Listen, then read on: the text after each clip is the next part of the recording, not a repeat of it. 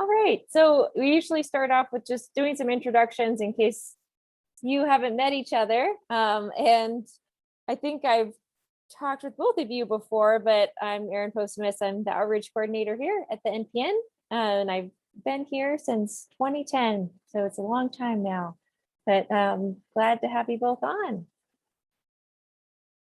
You want to mention just like your where you're from, the organization that you're with, and anything about like anything recent that's something to celebrate, something that's happened that you want to share? That would be great. I guess I can go real quick. I'm Kathy Ballman. I run a environmental education program here in Phoenix and Tucson and Casa Grande, Arizona. And yeah, for preschool through 12th grade. I'm also a Arizona Master Naturalist, and so I volunteer with a lot of different organizations. I guess sort of the highlight for me that has taken up a lot of my time recently was we just did the City Nature Challenge, and it was the first year Arizona participated. So I helped actually with Phoenix and Tucson City Nature Challenge. And so that was lots of fun. And that went well? It did. Phoenix, we actually, I think it was like third, maybe like somewhere between 30 and 40 in the world.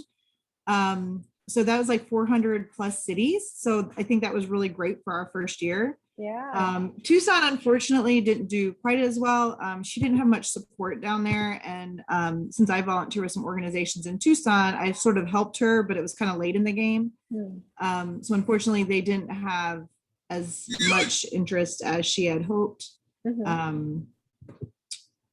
But yeah, and my daughter, actually, my 15-year-old daughter was the top observer in both cities. Wow. So I took her with me, and she used a DSLR camera to take photos and then was uploading them every night. And so she had like, oh gosh, almost 2,000 observations or something like that. That's awesome. So yeah. Congrats. That's really cool. Mac, did you want to share anything? Hi, I'm with Arms Nature Center. We're in Knoxville, Tennessee. I'm a volunteer, but I helped them establish 7 phenology plots with about 7 or 8 trees each, distributed through their property from disturbed sites to mature sites.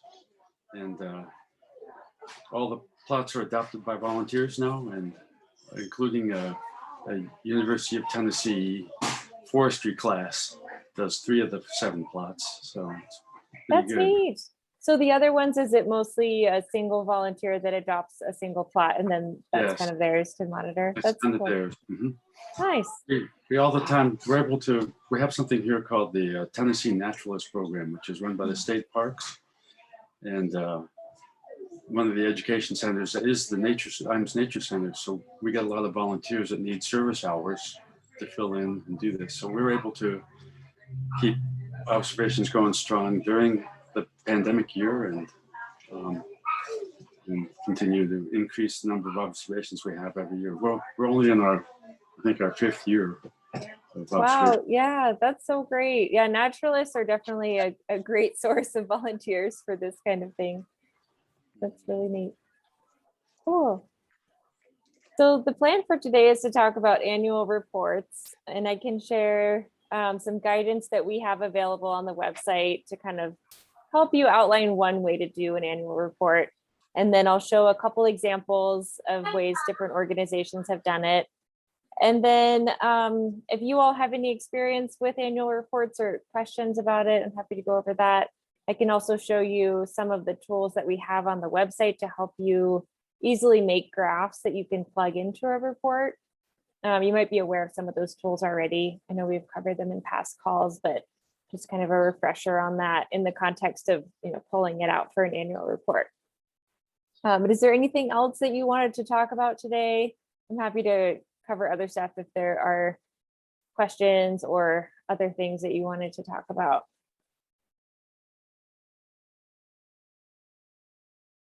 No? Okay. Let me share my screen. So on the website, we have on our reports page here, which is under the publications menu, there's a section on here that's where we keep all of our the reports that are related to education and engagement, and not just reports, but also other resources. So the botany primer is linked on here, and the How to Observe handbook, which is basically a PDF version of the online course that we have. And then that you've probably seen this. This is all the training resources we have and program planning resources for our local phenology programs too. But this resource here is the Phenology report guide. And that we've created it quite a few years ago, but it's still fairly useful, I think, because it does go through kind of what is a phenology report, why you might want to make one, and then some suggestions for different sections that you might want to have in there. And it certainly isn't the only way to do a report. You know, it's really up to you and what you want to look at the end of the year. And you could also do it, you know, you don't have to do it on an annual basis. You could do it seasonally, or you could do it every couple years. I think anytime you want to kind of take a step back from your program and evaluate what's going on. Are you happy with the way that you have things set up in terms of your sites and your different species? The way that you have your observers kind of signed up for different things, for doing observations. It's a chance to look at all of that in kind of a broader view, and then make decisions about any changes that you might want to make. I think that's kind of the benefit of doing it on an annual basis, especially in the winter time, is often that's when things are slowed down a little bit, and it might be a good time to make changes before the phenology gets up and going again in the spring. Maybe a little less so here in Arizona, because it's not really a pause anytime. We have stuff going on all year round. But so yeah, there's certainly not just a single way to structure your report. I think it kind of depends on whether you're more science question focused, or whether you're more focused on engagement and education and outreach. But it's really all about how you're doing, what progress are you making towards meeting your goals. So a lot of the examples I'll share have to do with how are we doing towards answering the questions that we have about phenology. And so that's how kind of these are set up here.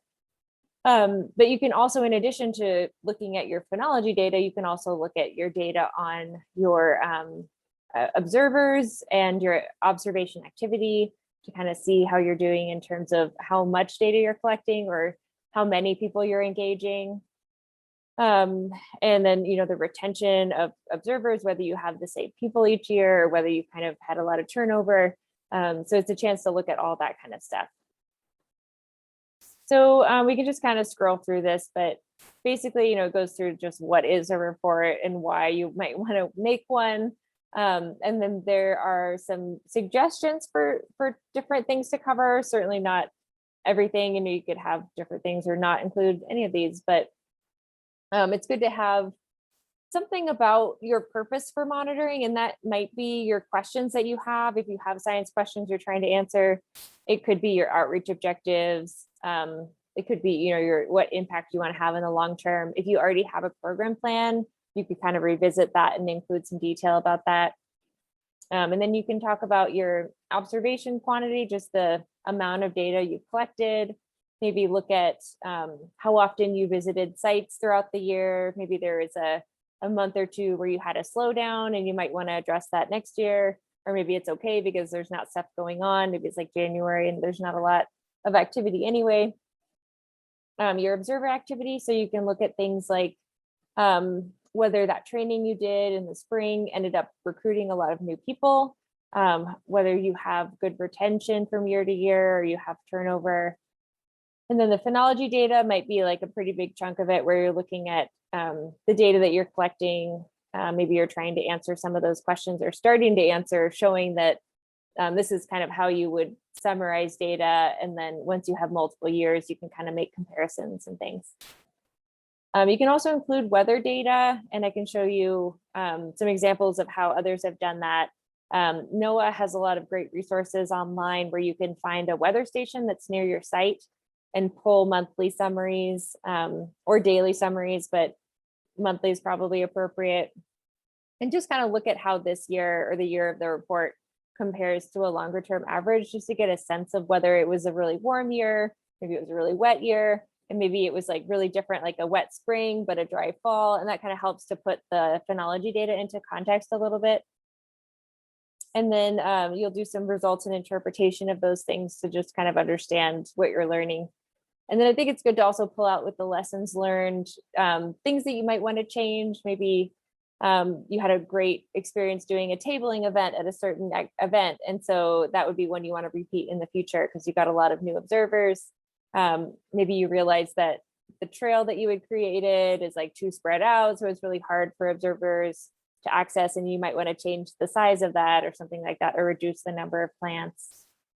And then you can also go over your different education and outreach activities and talk about what worked and what didn't for different events. Talk about your next steps. And then if you want to put in location of project components, that could be things like where are your maps located for your volunteers? Do you have a monitoring guide that kind of explains how to the order of how you observe things at your site? Maybe it's past reports, maybe it's actual physical equipment like clipboards or something. So it's nice to have all this stuff written down, especially if you don't have a sustainability plan, which we also recommend doing. But if you have turnover in terms of the staff or the local phenology leaders at your site, it's nice to have all of this written down so that someone can pick up something that's relatively recent. You know, if you're doing this on an annual basis, there's going to be one from the last year that might have some more details about where to find the different resources that you have.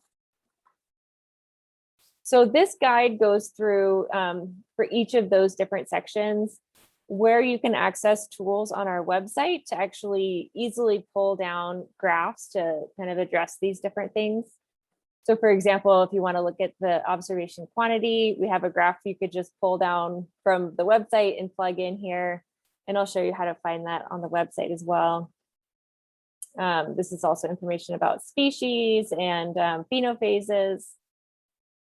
And then that dashboard also has your observer activities. So you can actually look at how many observers you had in different months, and also your retention.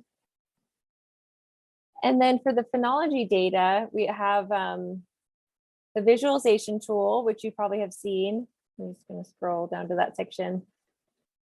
So you can pull out, different maps. We have different types of graphs that you can create, the calendars and the scatter plots and things like that. And it makes it pretty easy to access. We have a link for you to access the Viz tool with your data filtered. And so you could just create whatever kind of graph you want and plug it right into the report. And let's see, so here's some example calendars of, ways to compare different years and phenophases and species. And this goes through kind of each of the different types of visualizations. We made this before we released the activity curve, so it doesn't cover that type of visualization, but hopefully we'll update this report guide at some point and get that in there as well. And it goes through how to download data sets if you want to actually look at Excel files. This goes through for the climate data. If you want to access that, it has a couple links in here for how you can access the weather station data near you, and then make a table. And it gives an example table of how you might do that to kind of compare this year to a long-term average. And it gives some suggestions about how to do some interpretation and summaries for your results, pulling out lessons learned, and talking about education and outreach activities. So that's basically what's in the report guide. Any questions on that?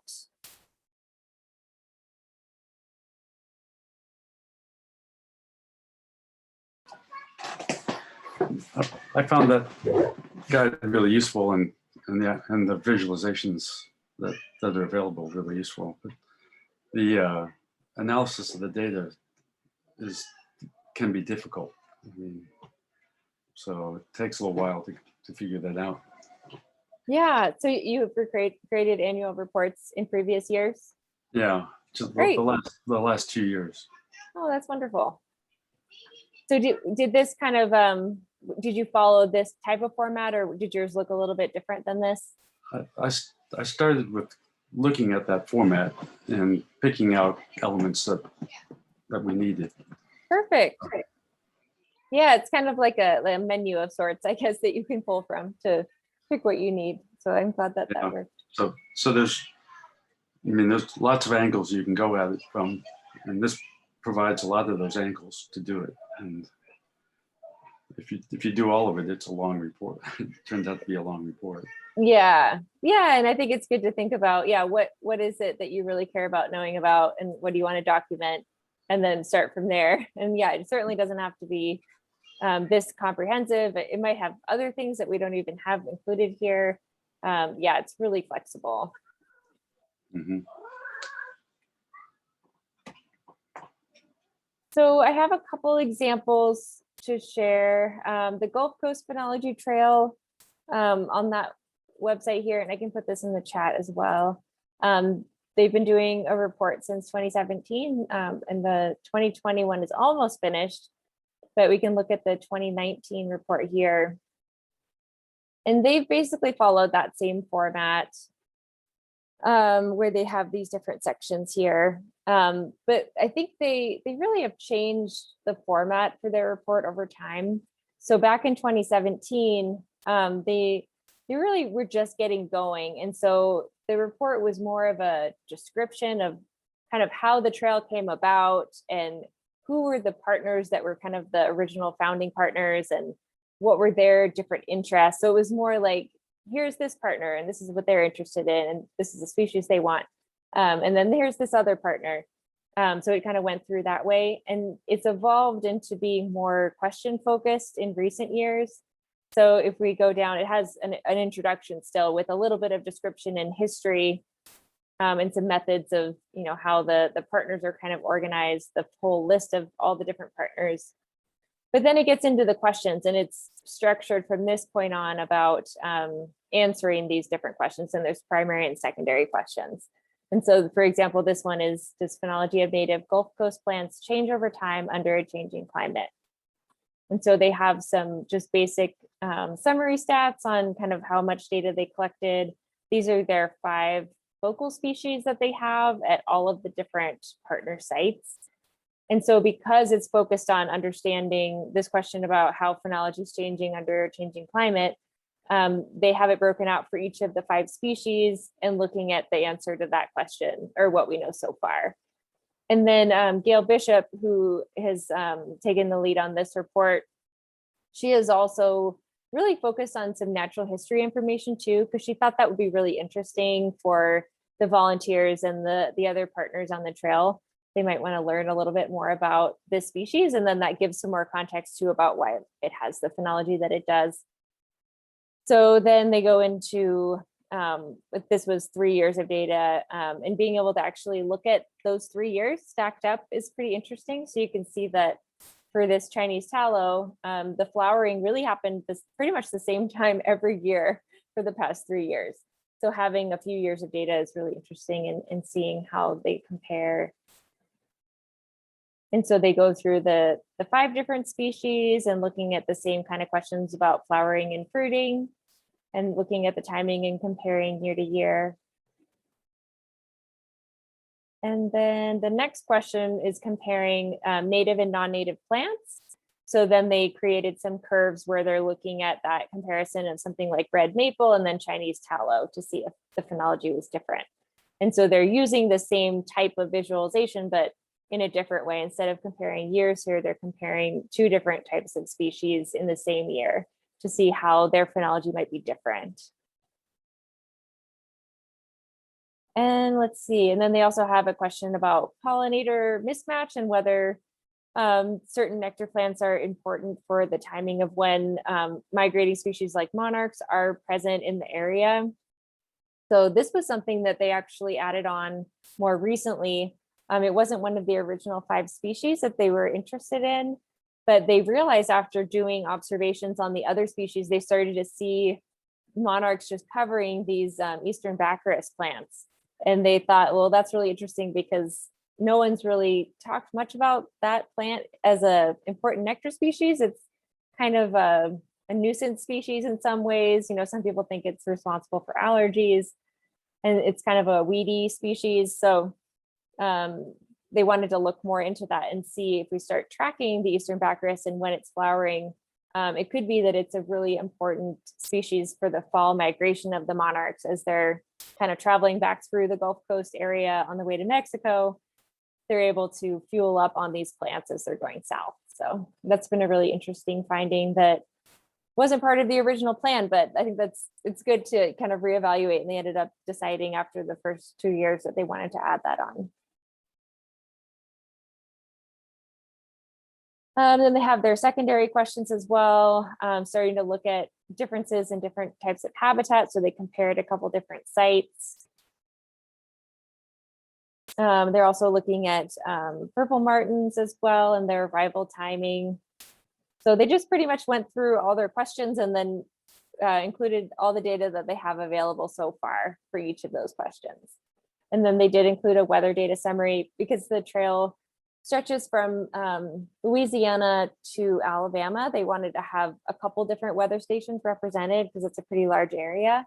So they did this summary for 3 different weather stations, one for New Orleans, one for Gulfport in Mississippi, and then one for Alabama.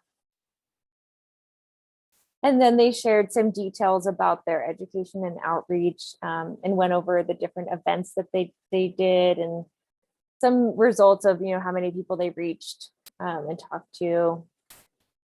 And then they pulled out lessons learned, things that they noticed or they want to make sure that they kind of remember or things even to change for the next year.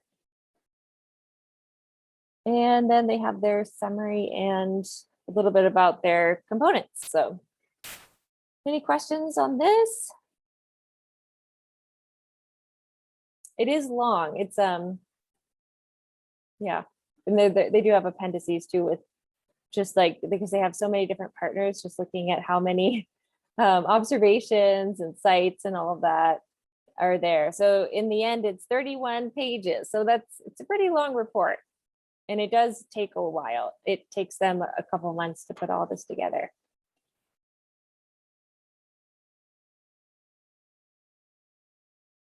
One other one that I'll share is this project, the California Phenology Project, is it's no longer a funded project. This was something that was funded through the Park Service back in 2010 for 3 years. And it involved a number of different national parks across California, as well as a bunch of other partners. UC Santa Barbara and Susan Mazer were really instrumental in getting all this launched and all the trainings and everything done. But they have on their resources tab here, they have a number of different reports. And so you can see some of them are multi-year reports, some of them are annual reports. But there's just other examples of ways that people have done this. And theirs are fairly similar to our report guidance document and the Gulf Coast one. But you can see that they have kind of the same types of things, you know, a little bit on what they're doing for their methods, the results, including the phenology information. They call monitoring effort, that's like the number of observations and observer activities. And then they have a climate summary as well. And then they also have the education and outreach and then the project components. So yeah, this was because this is a number of years ago, they didn't have the visualization tools to pull from. So they actually did a lot of their results in Excel. So I'll scroll down here so you can see just some of their phenology data. And they also had a number of tables too, with information about onset dates and things like that. And then they use Excel to kind of graph different things. So luckily we have tools that you can use now so you don't have to do it on your own in Excel, but that's what they did. It's just a kind of a different way to look at it that might be interesting. So I wanted to show where you can access the different tools in case you weren't sure about that. And there are a number of ways to get into these different tools, but I think the most straightforward is probably from your observation deck. And when you are an administrator for a group, you have this manage users link, which you're probably aware of.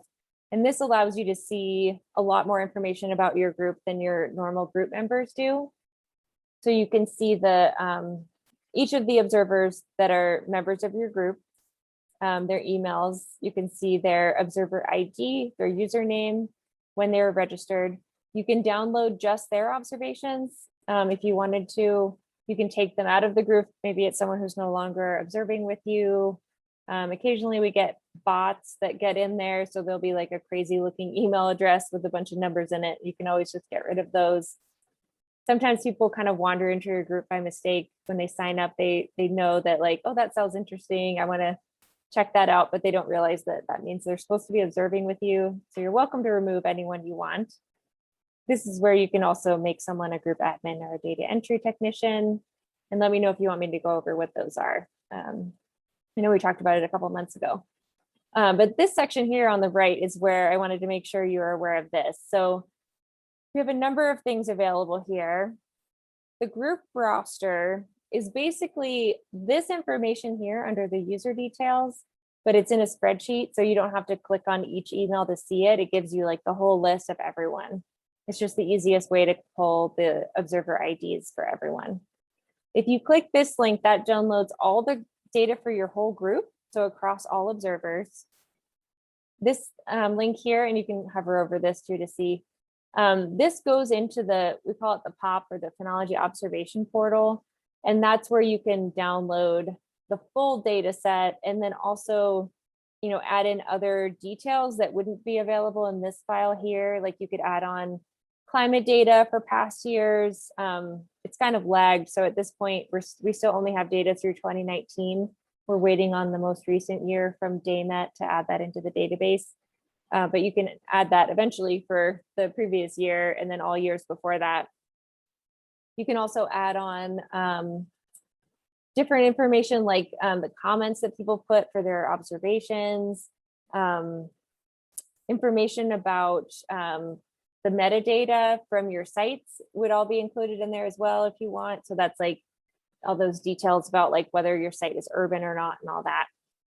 So if you wanted to download the filtered data, it's just an easy way to get into that tool and have it be pre-filtered with your group or your local phenology program. This link is the same kind of thing. So it's a filtered link that's customized for you, but it goes into the visualization tool. So this would be a great place to start if you wanted to make a bunch of graphs for your group and you want it to be pre-filtered. You can see up at the top, this is group ID 62, which is the one that I was just looking at. So it's preset. You still have to pick one of these visualizations first before you can see anything. So if I picked activity curve, you can see that now it says group NCO. So it's filtered to just show me the NCO data right now. And then you would go through the tool as you usually do. You don't have to put anything for the boundary. And then once you get here, you could add the different years and species and phenophases and all of that. So that's just a quick link into the tool to make your visualizations. Any questions about that?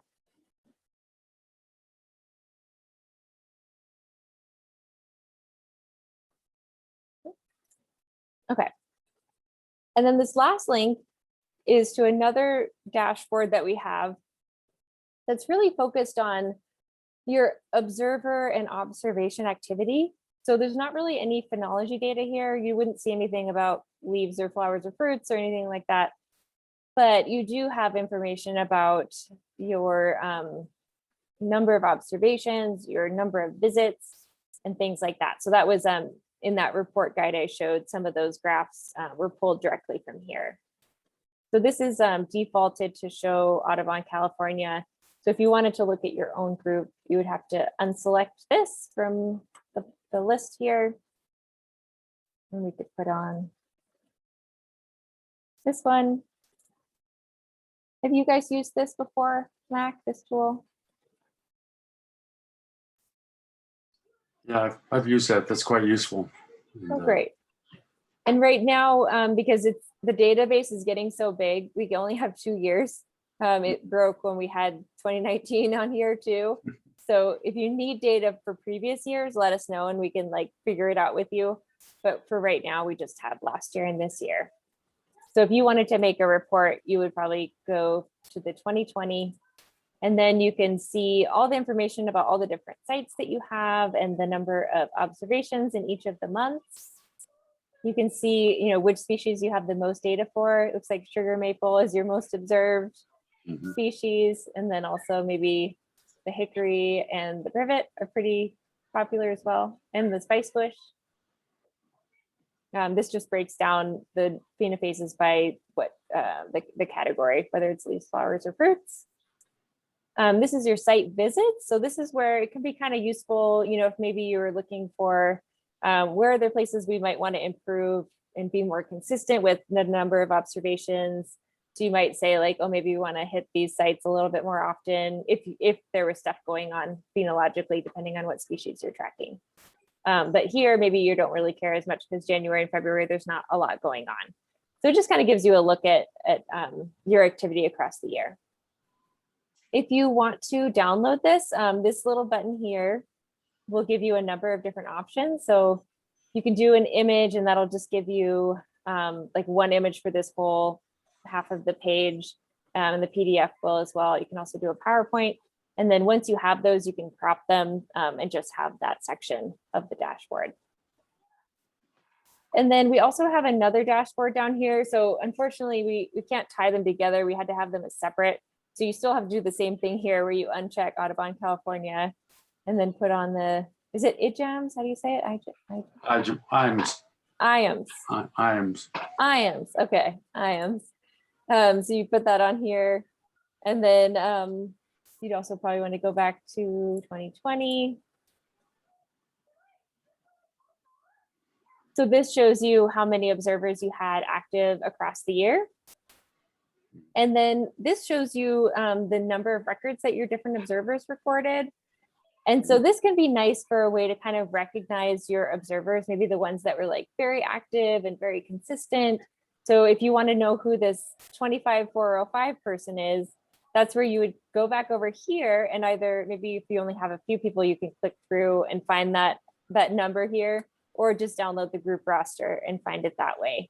And then it just makes it easier to kind of recognize that person if you want to acknowledge their efforts. And then this just breaks it down in a little bit different way by showing the people with the most data overall going down. And then we have one more dashboard that's linked down here because we weren't able to fit them all on a single page. So it's on a separate page. But this is also the same thing where you have to uncheck this and then check the box again. But let's see.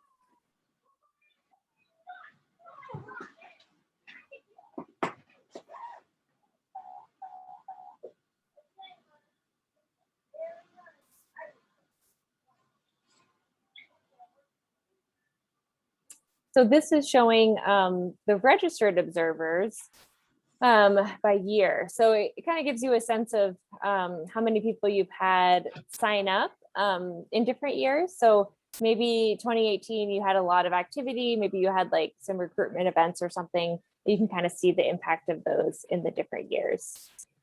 And then your overall, you know, unique registered individuals across all of the years.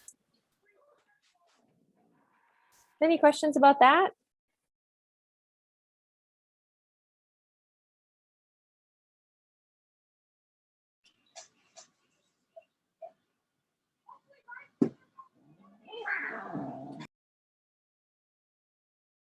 So those were the main things that I wanted to show. I'm trying to remember, I think those are the tools that are probably the most useful for your report. We can also look at this tool. I was mentioning this is the Phenology observation portal. Have either of you used this one? It's if you wanted to ever have like the full data file for your group, there's different ways that you can summarize the data. So the status and intensity would be just the raw data file, which would look very similar if you did this one here, this link to group data. So basically each yes or no question on the data sheet is a separate row. And if you click each of these buttons, it tells you more about the type. But we also have some ways to summarize the data. So if you wanted to know, like, when does my red maple have flowers in each year? Like, when is the first date that that happens? You could do the site phenometrics, and that will give you a summarized look at that. So it would, instead of giving you a whole bunch of rows with separate yeses and nos, it combines it. So it tells you the first date for a yes, the first yes record for red maple was on this date, and you had a no record 7 days before on this date. And then your last yes was this date, and then your next no. So it kind of gives you the full picture of that pheno phase across the year. So that can be useful in some situations if you're trying to answer a specific question, or if you wanted to kind of compare different years and try to find like the average date that onset happens, and you want to use the real numbers of the days of the year. This would be a way to access that. And then once you pick the data type, then it gives you all these other options. You put on which years you're interested in. You can choose a location if you want. I mean, you already have the partner group is already set here. You can see your filters here. So I already have a partner group that's listed here, the one I was in when I clicked this link for the NCO. So you can always skip that step too if you just want all locations, all species, all phenophases. The partner group is already checked here. And then the output fields, if you're looking for climate data, it's, again, we don't have last year's, but it would be through 2019. And in a couple months, we should have through 2020. You could actually check these boxes. So alongside your phenology data, it'll also give you climate data. So that would be, it's gridded climate data, but it would link whatever lat long your site is at. It'll pull in those data associated with that pixel that your site is in. And it'll give you things like your winter precip. So that's the precipitation across the 3 months of winter. It's from December to February. You could do day length, different temperature minimums and maximums, and then the accumulated growing degree days as well. And then if you want, this is more that metadata about your sites. So if you wanted to have all the data like about the urbanness of your site and whether there's like shading, whether you have feeding stations, all that stuff, you can pull that in as well. So there's a lot of detail here. You probably won't need most of this, but if you ever really want to dig into certain things, then we have all this available. And I'm always happy to walk through that with you. If you have specific questions, just feel free to reach out and I can help find the data that you're looking for. So any questions about any of this stuff? Or any thoughts, suggestions about annual reports in general?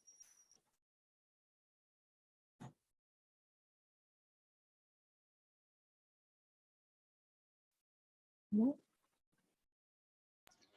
Yeah, I think once we get a few years worth of data in hand, some of that, using that metadata would be really useful to explain the story of what's happening.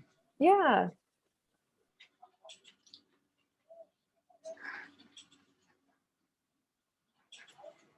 Well, we can wrap up early today. The only other question that I had for you all was we don't have a topic yet for next month.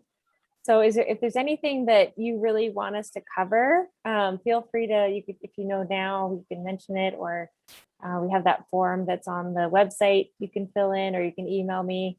But we're definitely looking for what else you want to hear about for next month or following months.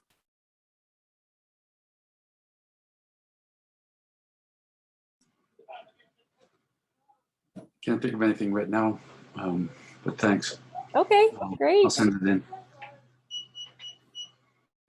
Oh, and it looks like, let's see, Kathy just chatted. I'm particularly interested in getting youth involved.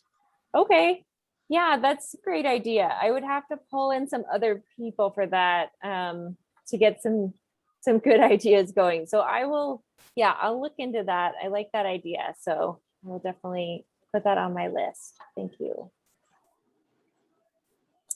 All right. Well, thank you so much for coming and sharing thoughts. And I hope you have a great weekend. Thanks. All right. Yeah. Hopefully see you next month. Bye.